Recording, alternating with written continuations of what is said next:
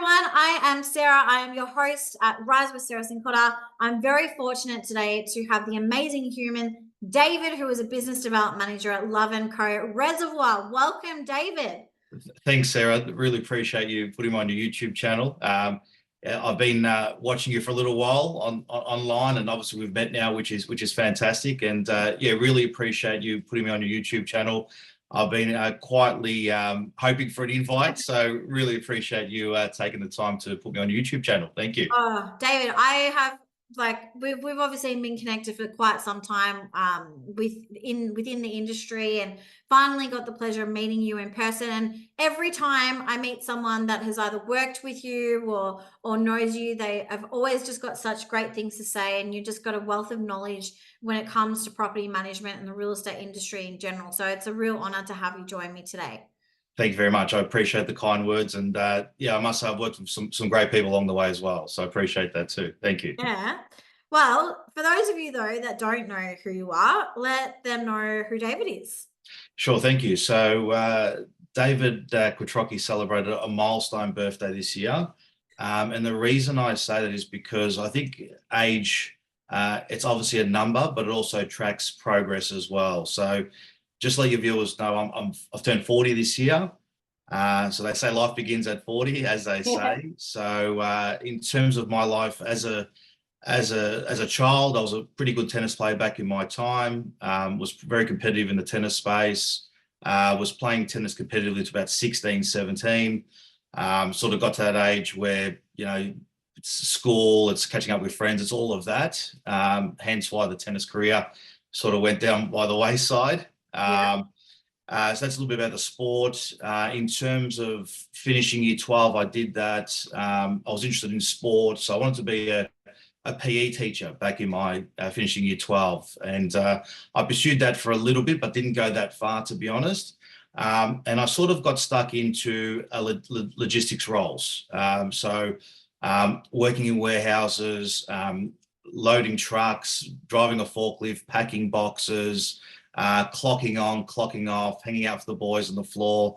It was sort of that environment. And I sort of did that from about the ages of 18 to about 30. And in that time, the logistics warehousing roles were paying pretty good money for what you do, I must say. And that's how I sort of got lured into that for such a long period of time. But when I got to 30, I sort of realized there's got to be more to life than clocking on, clocking off. And I wasn't stimulated in my role. It was quite mundane, just doing the same thing over and over again. And I sort of thought to myself, what can I do with my life to sort of better myself and challenge myself a little bit more? So by the time I got to 30, I'd already acquired a few properties, and I was very interested in property management. I had a very bad experience with an agent when I was in my warehousing days, where rent wasn't paid for a long period of time. I was constantly chasing the agent.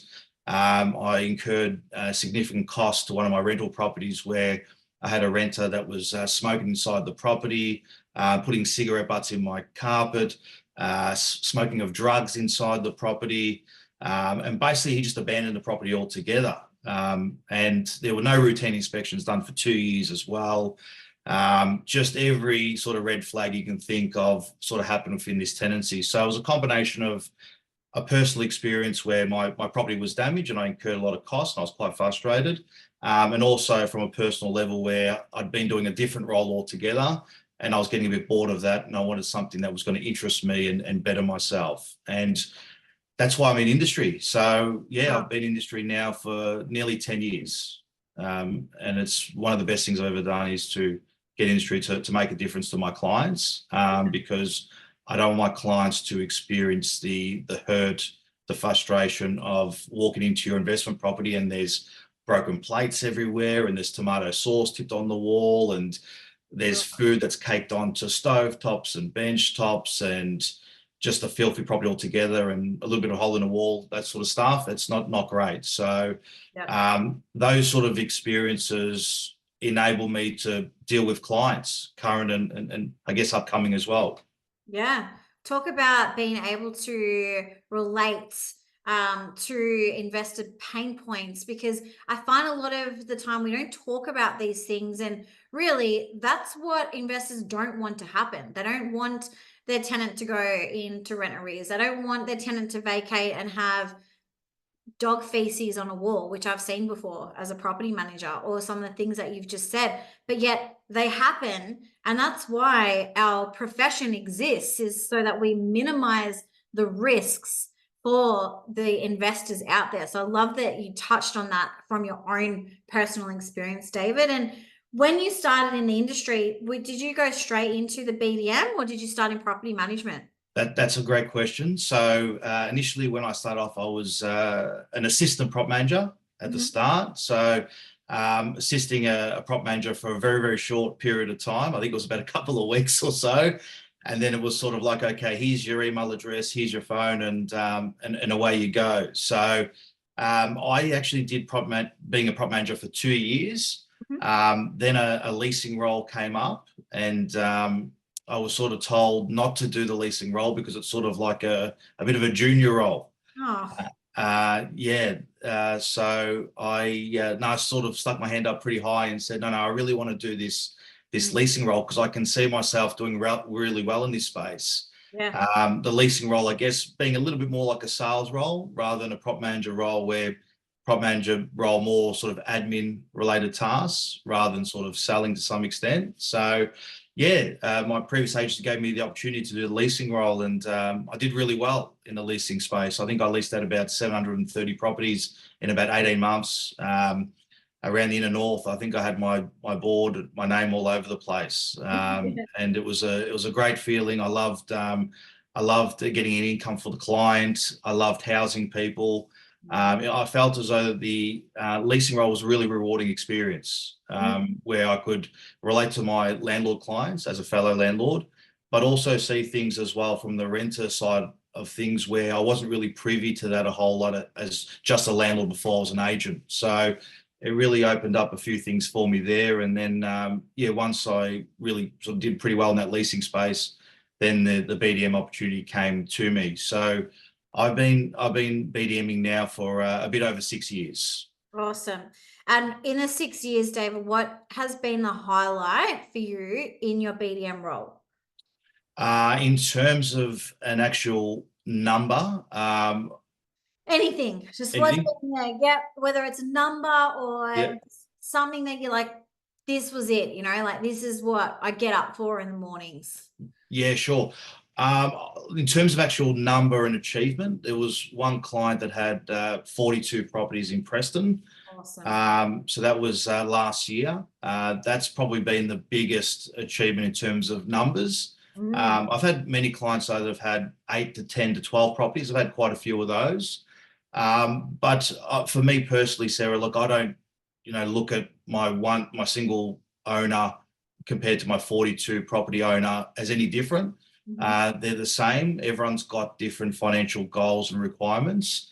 For me, it's a matter of connecting with people, helping people, because I know as a BDM, if I help and connect with people and I'm there for them, I'm going to be their trusted advisor, and they're going to come to me for advice and help, which really means a lot to me. Like for me to sort of get the client's number one vote to some extent, for them to pick me, or for them to refer me on to a neighbor or a friend or a family member, anything along those lines, that means more to me than anything else. Yeah. So let's explore that then, David, because I love that you said, one of the things that you love is the connection piece, right? And typically what I hear is BDMs love the chase and they love winning. And I always had a different kind of mindset to that. Not from the start. Like I definitely did love winning business and, the chase, because that meant, we get more money, business gets more money. There's an element to that. We're in sales, completely get it. But the minute that I reframed the language and started focusing on the actual connections with people and how I could help them with their journey, was, I think, the pivotal moment. I went from just being a BDM to a conscious performing human BDM, right? So I want to ask you how you really view the BDM role when it comes to connections, because it's such a big thing what we do. That's a great point you raised there, Sarah. Like I think with real estate, you've got to be more than transactional. with the client. I think, you know, clients are pretty clever out there, and I think they see through yourself just being that salesperson just to sign up their property and lease it out, and then, you know, potentially handball to a prop manager thereafter. So I think when you do appraisals and you meet people, I think it's a matter of, you know, what are their goals? What do they want to achieve? And I think sometimes, you know, you've got to use your two ears rather than your one mouth a lot of the time as well, and really listen. I think sometimes as BDMs, sometimes we can talk a little bit too much. And I think sometimes we have to listen and really understand what the client wants. Like, as we all know, Sarah, you know, not every client's the same. Everyone's different. Some clients really want a lot of communication. Some people don't. Some people are a bit quiet. Some people are really busy with work and family, amongst other things. So whatever you want to do, they'll just trust you to do whatever you want to do to get them the best result. Other people need to be involved in every single conversation because they just need that. So it really depends on who you're dealing with. But besides that, it's very important to connect with people. Like, if you can't connect with someone, doesn't matter how great you are, you're never going to be able to get that listing and move forward. So I think in the real estate space at the moment, I think you've got to be really personable. I think you've got to have things in common.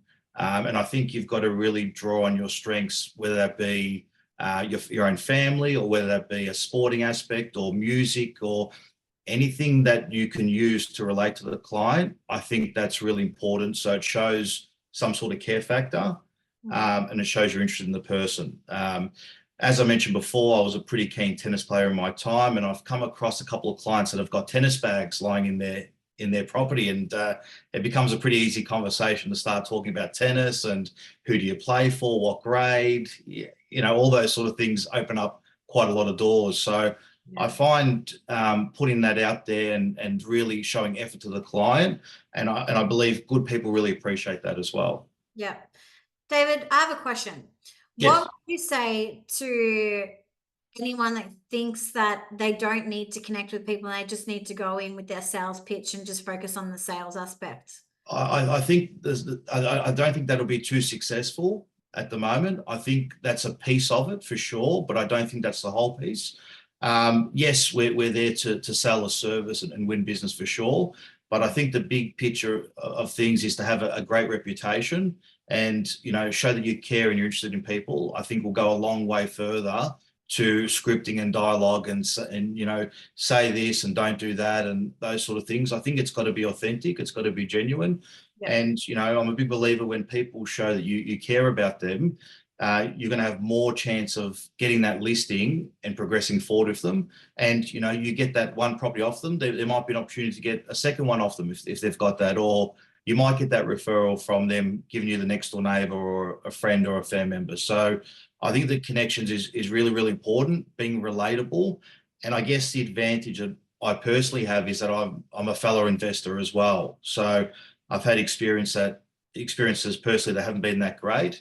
So I'm able to use those experiences to pass on to my clients. So I'm showing care factor and knowledge at the same time, which I think is just as important as the sales pitch as well. Yeah.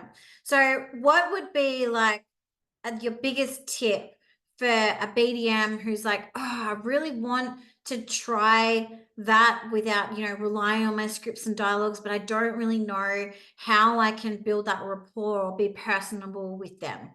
I think it's just a matter of just talking to people, like just talking to people and asking questions and finding out what they're about. You know, that's when you ask a question, you're going to get a response, and that opens up a lot of doors from there. You know, as I mentioned before, whether you might talk about their work a lot, they might be really passionate about what they do for work, or they might be really passionate about, like, their family means more than anything to them. So it could be family, could be their kids, could be their partner, could be they like going to certain restaurants, or they like traveling overseas. They've got a favorite hotspot in maybe Europe they like going to, or whatever it might be. So it's a matter of really the BDM, you know, besides the sale aspect of it, connecting with people, showing what they're really interested in, and showing that you're actually present and paying attention to them. Yeah, I love that. That's some really great advice there, David. And then the flow on from that, and I know something that you're really passionate about is helping investors build income. And I guess, Yeah. from the conversation that we've had, is there's an aspect that you bring. It's not just getting to know them, but you said, you get to know their goals and what their wants and needs are.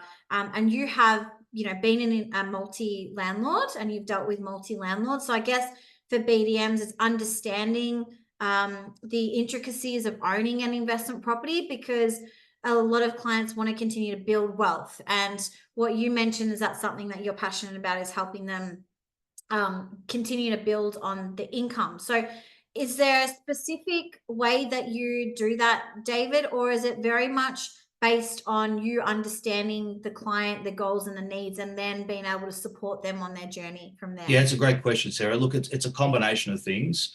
I find when I deal with clients, obviously new clients, that is, they've obviously brought in 3 or 5 other agents as well. And what I find quite interesting is there's certain things on the financial side that maybe my competitors don't talk about a lot of the time. And I think one of the obvious things is just getting a depreciation schedule. Getting a depreciation schedule. And I guess when you put something forward to the client, understanding what it is as well. Like, it's one thing to say it, but then the investor's going to come back and say, well, I've never heard about that before, or the other agencies never told me about that. How does that work? And then for me, there's to explain that to them. So, I can let them know, for depreciation, it can last up to 40 years, where, a quantity surveyor will go in there and depreciate the structure of the building 2.5%, for example. With walls and floors, depreciation might have a 10-year lifespan. So they're going to depreciate 10% year on year.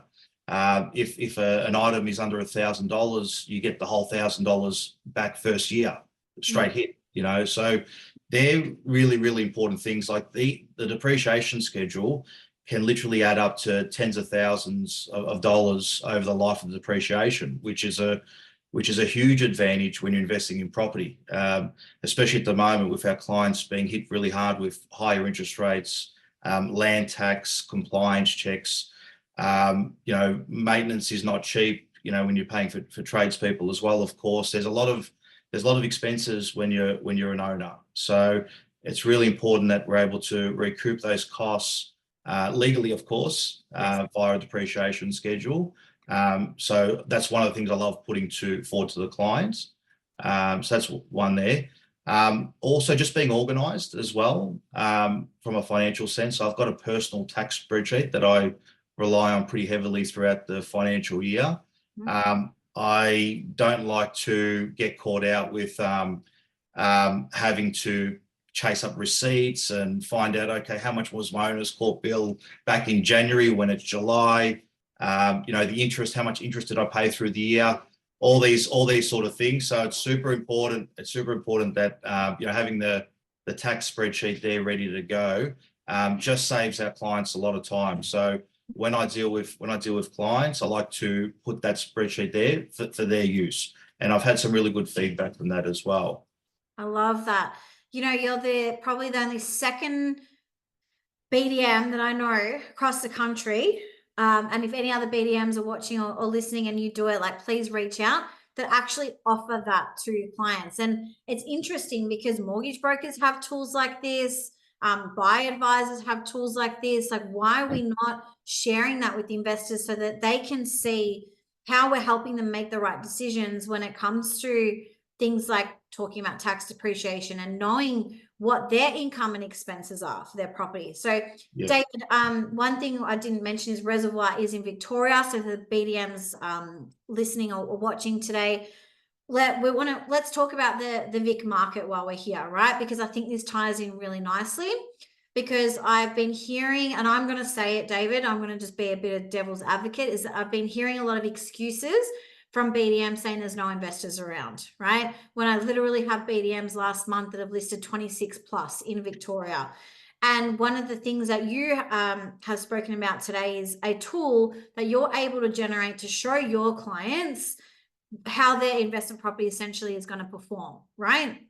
And I sat down not last week, the week before, with a wealth creation company, and I was discussing my investment property that's in Vic, because I was like, shit, I'm feeling it right now. Yeah. And it wasn't until I had that conversation with this particular gentleman that I was looked at the big picture, right? Because we can get so focused on right now, like interest rates and compliance. I get it, all of that, right? Because I've felt it, you've probably felt it too, David, but there's opportunities right now in Victoria, because you said to me some things that you've been experiencing right now with the market. So if you Yeah. want, like, share that. Yeah, absolutely, Sarah. It's a great point you raised there. And with property is always a long-term investment. Mm. Obviously at the moment, the government's coming down pretty hard with hitting our clients with a lot of costs. And I know for some of our clients, it can be a little bit overwhelming. And in Victoria, we have had quite a few investors selling due to these increased costs. But look, I'm a big believer with the property. If you can hold it, if you're financially able to hold it, it'll pay off in years to come. So I think that's a really important thing to put forward to clients. It may feel overwhelming today, but once you get on top of your expenses, and the loan starts coming down a bit, you get some equity in the property as well. It'll just enable you to get another one, because obviously these things compound. Yeah. So basically the money you sort of make, every dollar you save today is actually worth $5 down the track, which is, I think, a really important thing that our clients should be made aware of. So yeah, I'm a big believer of, trying to weather the storm, so to speak, get through this tough period, and then there'll be sunnier days to come as time goes on. For sure. And it's just like, I guess this comes back down to the education, right, David, which is what we spoke about. Like, you are an experienced investor, but you continue to educate yourself as well. And it's knowing that, okay, if they have a goal that they've got that property because, come retirement, or their kids, or, perhaps they did want to build a portfolio, then if they were to sell this property now, they got to pay capital gains on it. Then, you got to pay all the fees to sell. And then if you want to buy another property, let's just say in a year, 2 years time, the market's going to be different again. They're going to have to come up with stamp duty. So really, there might be a loss there, right? Absolutely. Look, I couldn't agree more, Sarah. By the time, the investors paid 6% stamp duty to buy the property, and depending on the gain that they've made, they're going to pay, potentially 50% capital gains. So I guess, as really round numbers, if they paid 500,000 for it, they sold for $1 million. There's 250,000 that's going to be capital gains exempt. Then that other 250,000 is going to go on top of their income. Hypothetically speaking, they might have grossed $100,000 as a really round number. Yeah. So that 100 is going to go on top of the 250, and there's going to be a lot of tax paid there. And then, where do you put that money? I think as humans, if we just left the money in the bank and got 4.5% interest, I think inflation would chew that up pretty quickly. And then beyond that, with that 4.5% bank interest, you're going to pay tax on that money as well. Yeah. So, if you got $100,000 clear money, that's $4,500 a year. You're going to pay tax on that as well. So, Yeah. I think the property, it still provides good returns. Obviously, depending on what sort of property you're investing in, whether it might be, an apartment, something with a greater yield, rather than something that's got a bit more capital growth with a land component to it. So, and I think with that as well, there's no right or wrong strategy there. I think with a good portfolio, I think it's always good to be very diversified in terms of investing in property. I love that. I guess, David, what we've just showcased in like 5 minutes is how easy it is for BDMs to educate in their marketplace right now. And we just did that on the spot. Yeah. Yes. Like, Yes. we could have, if you're looking to do a webinar or a workshop, or have these conversations with your clients, you can be prepared and really know the stats of, how much rental yields is on average in your area, and the capital growth. You can have someone come in that talks about tax depreciation and interest rates and more of the financials, if you don't want to talk about that, because I know we have to be really careful what we talk about as in the property management industry. But these are the things that the industry needs right now, and we've just showcased by connecting. Right, we're connecting with our clients, we're helping them, which is what we predominantly do as BDMs, helping them build income because they probably got into investing because of that in the first place. Then why are we not continuing to do that after we've listed their property? It blows Yes. my mind. Yeah. Right? Absolutely. No, I couldn't agree more, Sarah. And once we do get the opportunity where we've got their business, it's our job as BDMs to continue that relationship, to keep digging a little bit deeper, to see if they've got any other plans to buy another property. If so, where you're looking to buy, what's the strategy behind you buying this additional property? Is it to, go to your kids maybe one day, or is it for short-term income in a close, short amount of time? There could be a whole wide range of things. But yeah, continuing that relationship is really important. I get a lot of potential clients reaching out to me, whether they be local clients or whether they be clients interstate, where they're not sure about certain areas in Melbourne that I may cover. And they'll look for guidance around, how much, David, do you think this could get in the current market? Or, I'm comparing this property to another property, and they go into detail about that. So I really feel, honoured that they think of me, they rely on my knowledge and expertise to sort of guide them, make decisions on their future, on their plans.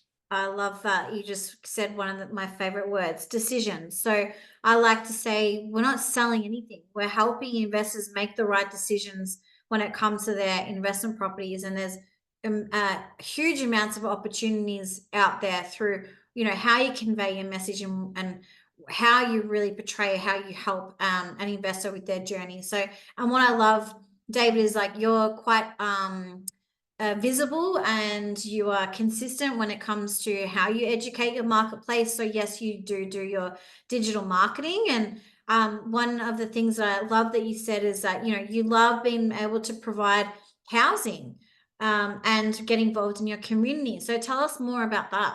Yeah, that's great, Sarah. As I mentioned before, like my previous personal experience was just being the landlord, and I didn't really know a whole lot about renters as such. And even though I was the investor, probably in my younger days, I didn't pay a whole lot of attention to looking at things from the other side. So once I got into real estate, it really was an awakening for me. And obviously housing is one of the fundamental things we need as humans. We obviously need housing, we need clothing, and we need food. I mean, without those three things, we sort of can't move forward and live to some sort of level. So housing people really is one of our fundamentals that we require. And I still do leasing for my new clients, so it gives me the opportunity to go out there, conduct the open for inspection, meet the renters, have a chat to them, provide guidance around them as well in terms of their application. Get quite a few renters out in the marketplace that aren't sure how to apply for properties, so it's a matter of talking them through that, what's required for the application form, and then obviously ensuring that we get the right renters for the right properties, because we don't want to insure what happened to me many years ago before I was an agent, of course. So housing people is of great importance, and making sure people are happy in their home as well, and having senior prop managers that are going to attend to maintenance and look after the renters. Obviously in Victoria, the last 3 days we've had some really bad winds. Obviously with the winds, and there comes issues with tiles coming off roofs, fence falling down, all those sort of things where, we need to make sure that the property is secure, meeting minimum standards. So, obviously with those minimum standards, it's obviously raise a level of quality with the property as well, to ensure that renters' safety is adhered to, and there's going to be no issues moving forward at the property as well. I love that. The passion that you have, David, for, both sides, I think is amazing. And as much as I didn't enjoy the leasing so much as a BDM, it definitely had its benefits, because it meant that I knew what renters were looking for in the market at all times.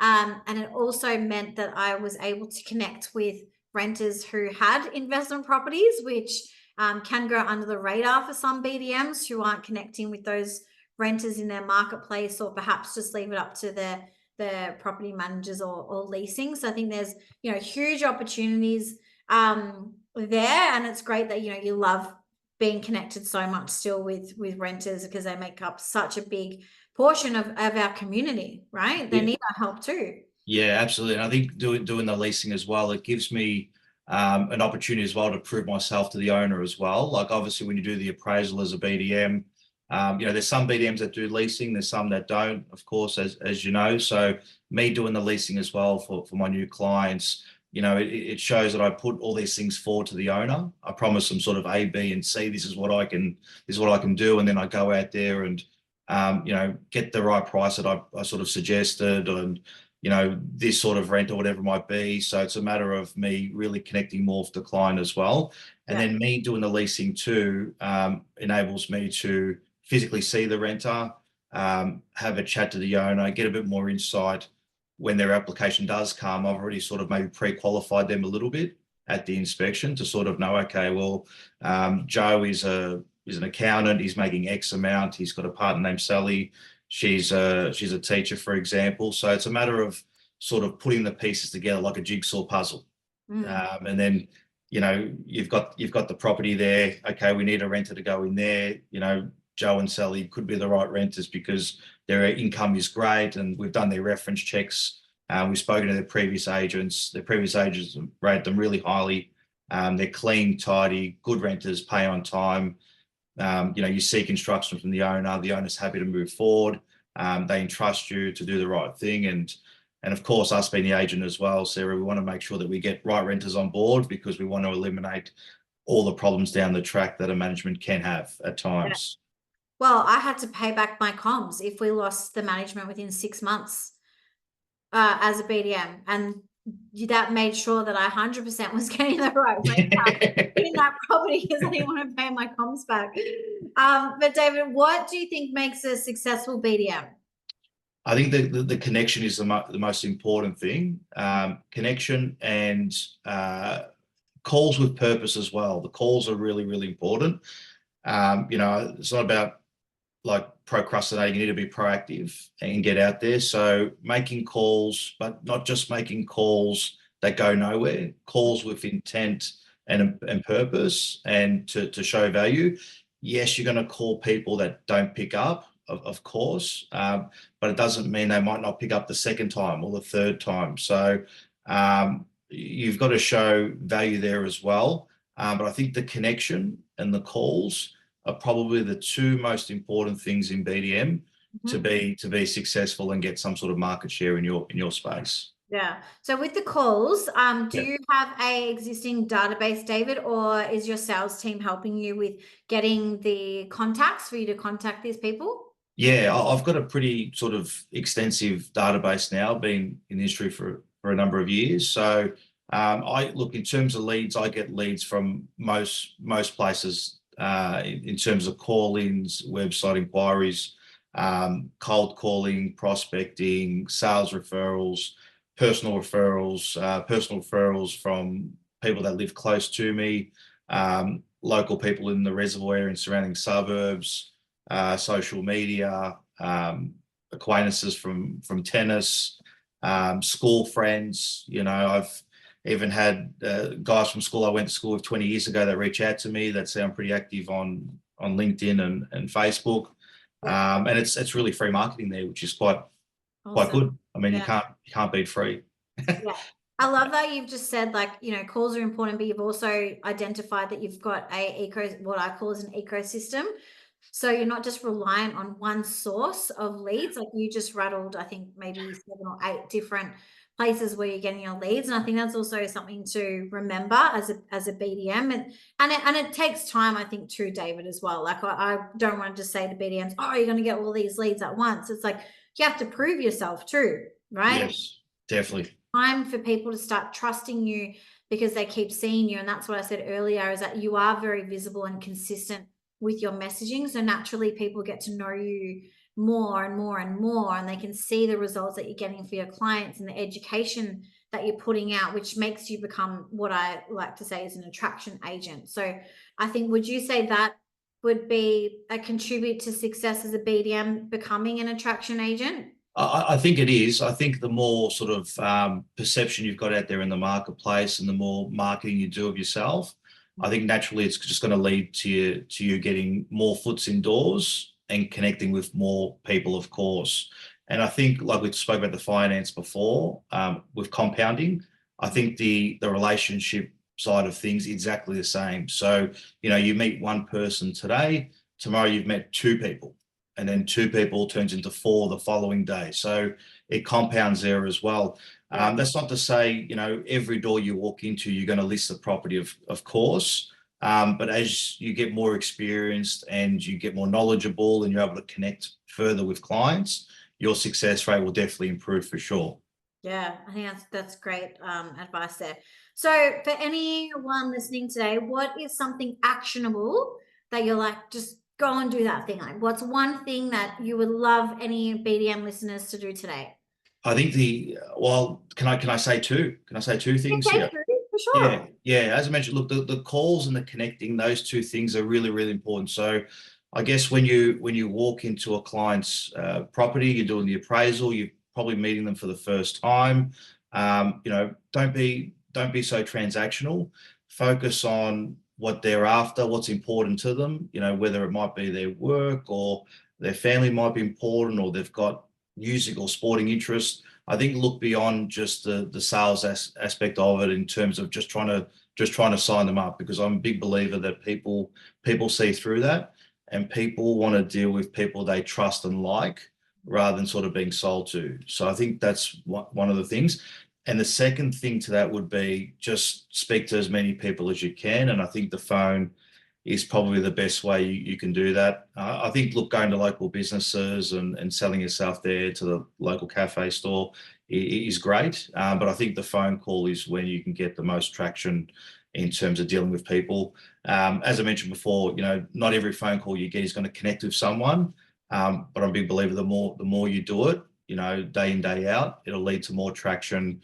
More traction will lead you to more clients and potentially more listings as well, of course. I love it. The more conversations that you can have, the more people that you can connect with, just leads to more opportunities, right? Absolutely. Like if you're, just based on weight of numbers, if you, call 100, you're going to probably connect with, say, 50 maybe. Whereas if you only call 10, you might connect with 6, but there's a big difference between 6 and 50, of course. Yeah, yeah. And do you think, David, that then applies the same when it comes to like digital marketing? So, same thing like we're talking about connection. So phone calls is obviously one way, but when it comes to digital marketing, connect with 20, you might message like 10. Out of those 10, you might get 5 message you back. Like, do you think the Yeah. same principle applies there? Yeah, I think it does. Look, me personally, I like to connect with a lot of my clients on social media. I think it's a way where we can showcase what we're doing without even talking to our clients a lot of the time. And when you do speak to that client again in maybe 3 or 6 months later, they might reference, okay, I saw that property you just listed, or I saw the result you get. So it becomes a talking point there. Or they might have someone close by that's got a property similar to what you've done, and they're curious to know, how'd you get that result, or what do you think of this, or can we do this better? It opens up a whole world of opportunity there. Yeah, I love it. All right, so to finish off, David, because I'm very big on personal and professional development, what is your best piece of advice that you could give to someone when it comes to looking after their mindset? So whether that's like eating healthy or training or podcast or book or getting a mentor, or what do you think that, we should be doing? I think health, you can't beat your health, of course. Health is got to come first and foremost. So, making sure that you're eating good food, you're getting lots of sleep as well. I think sleep is very underrated. If you're having broken sleep, or you're going to bed late and you're waking up early, your mind can't be switched on and ready to face the day. So I think looking after yourself is definitely the most important thing beyond anything else. So we only live once, so we want to make sure we live for a long time. And I think just sleeping well, eating right, and I think just those two things will lead to better performance moving forward, because it's going to put your mind in a great headspace as well. I love that. Great advice. David, it's been an absolute pleasure having you on today. Just wealth of knowledge. And for those that would like to connect with David, his details will be below. He's very friendly. He's not going to bite. So if you've got any questions, I'm sure David won't mind you reaching out. But no, David, well done, because yeah, you know, you can really see your passion shine. And like I said, every single person that I come across that knows you has said nothing but great things, and it's really great to see your presence in your marketplace and in your area. So well done. Thanks very much. And I appreciate the kind words again. And really appreciate you putting on your YouTube channel as well. Like I said, Sarah, I've been waiting for a little while for the invite. So I really appreciate you putting me on your show. So thanks very much again. I really appreciate it. And it was great. Thank you, David. And for those listening today, as always, keep rising.